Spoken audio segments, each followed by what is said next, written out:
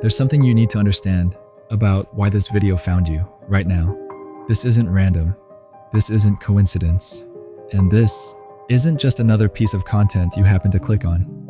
You're standing at a threshold, a place most people never reach. Not because they aren't capable, but because when they do get here, when they start to feel what you're feeling, they turn around.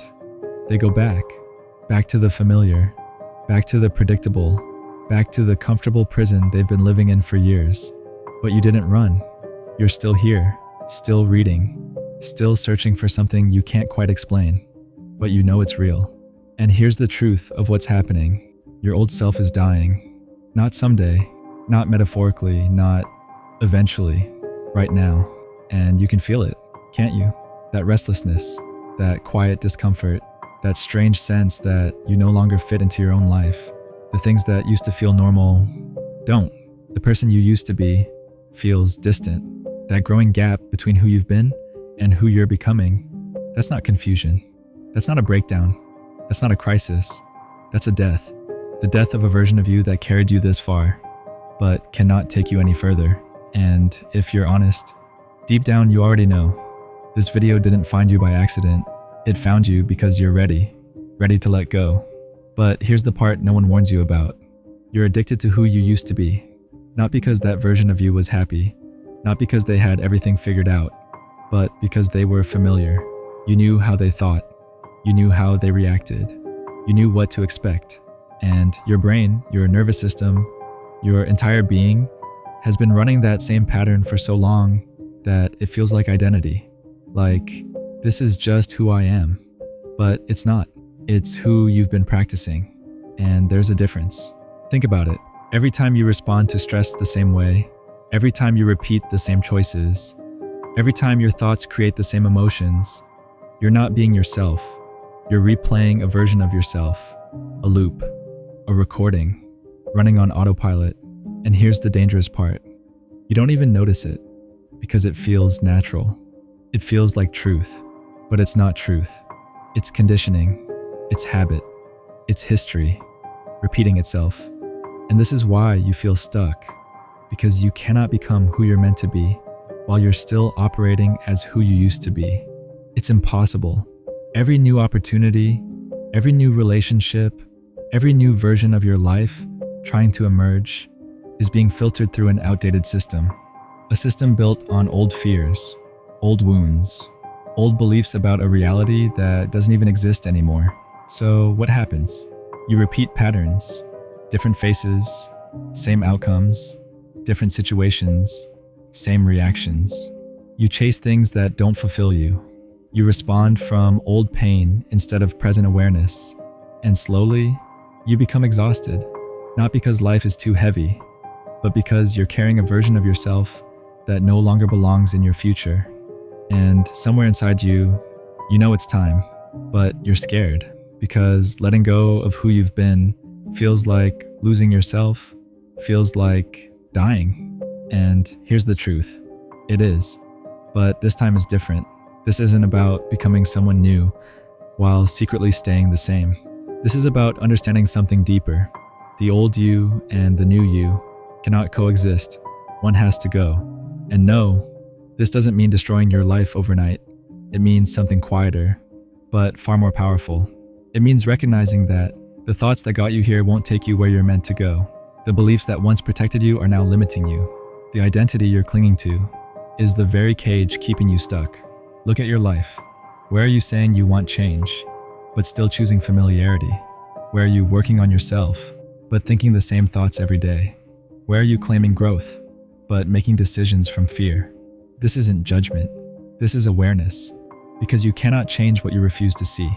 Most people spend their entire lives doing this, pretending to evolve, while secretly holding on to the person they've always been, hoping somehow they'll transform without letting anything go.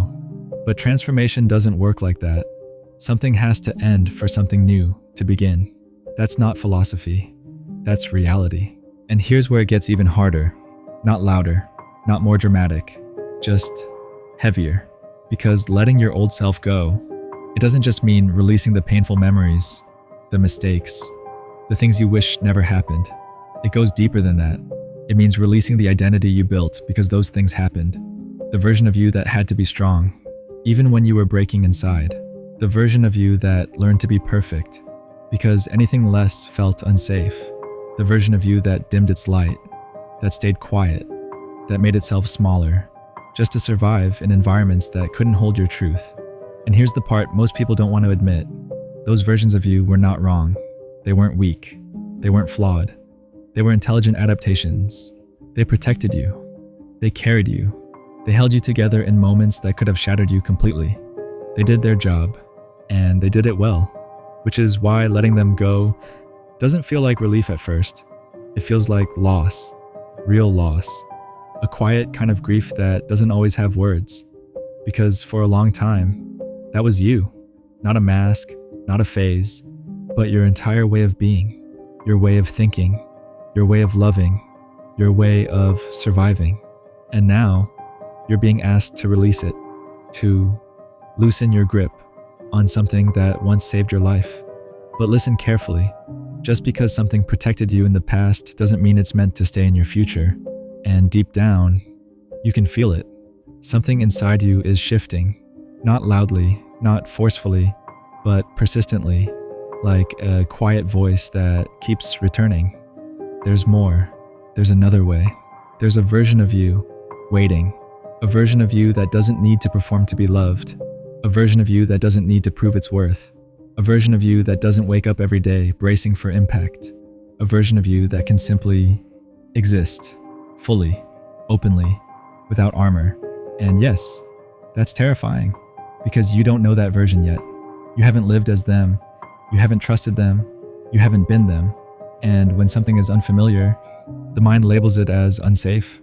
So it whispers, go back, stay the same, don't risk it. But here's the truth you're starting to realize. Staying the same is the real risk. You've spent so long being who you had to be that somewhere along the way, you forgot who you are. Not the role, not the survival strategy, not the version shaped by fear, but the real you, underneath all of it. So how do you begin? Not by forcing yourself to change overnight, not by fighting your thoughts, not by trying to fix every part of you. That only creates more resistance. Instead, you begin with something quieter, something almost invisible. You begin by noticing. You watch yourself, without judgment, without labels, without trying to control what you see. You start paying attention to your patterns, the way you react, the thoughts that repeat, the emotions that rise on autopilot. You notice the triggers, the habits, the loops, and when they show up, instead of criticizing yourself, instead of saying, why am I like this? You pause, and you simply acknowledge it. There it is, the old program. And in that moment, something powerful happens, something subtle, but life-changing, because you cannot observe the pattern and be fully controlled by it at the same time. Awareness creates space, and in that space, you have a choice, not a forced choice, not a pressured decision, but a quiet opportunity to respond differently. And this is where the real practice begins, allowing yourself to be different, not pretending to be someone else, not performing a new identity, but genuinely choosing, moment by moment, new thoughts, new actions, new responses, even when it feels strange, even when it feels uncomfortable, even when part of you is screaming, this isn't me. Because here's the shift. That discomfort, it's not a sign you're doing it wrong. It's proof you're no longer operating on autopilot. It's evidence that the old self is loosening its grip.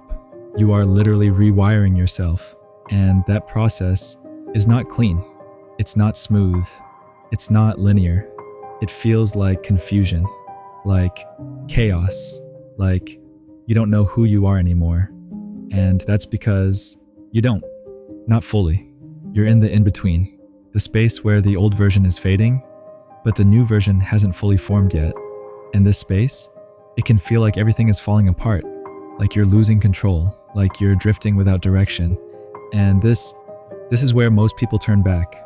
They run toward familiarity because uncertainty feels unbearable, but not you, because something inside you is starting to understand you're not falling apart.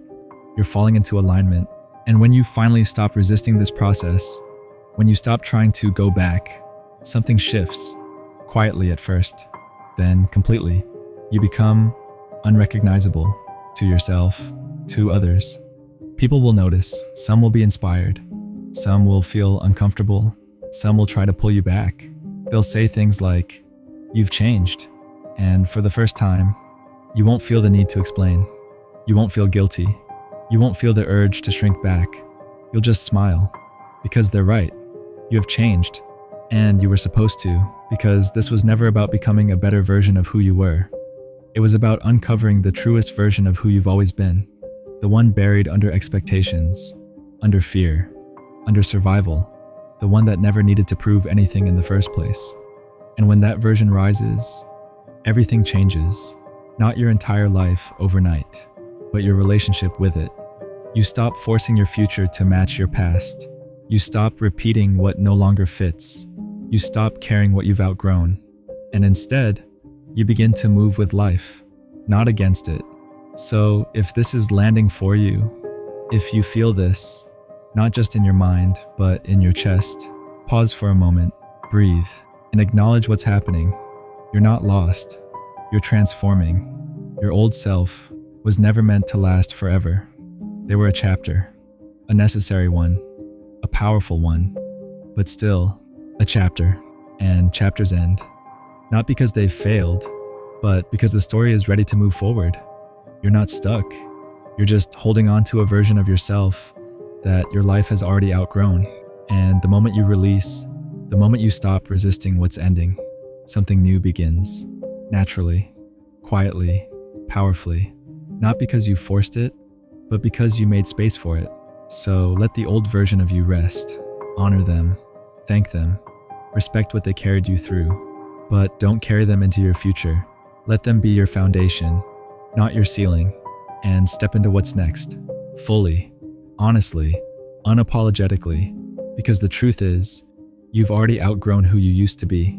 You just haven't fully allowed yourself to live as who you're becoming. And now, that's exactly what it's time to do.